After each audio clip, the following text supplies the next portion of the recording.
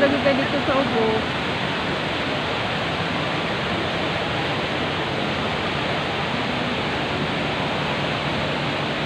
Tama na magpalit ng kulay.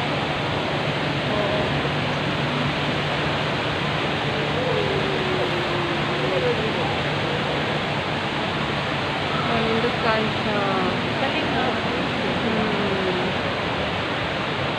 mga restaurant.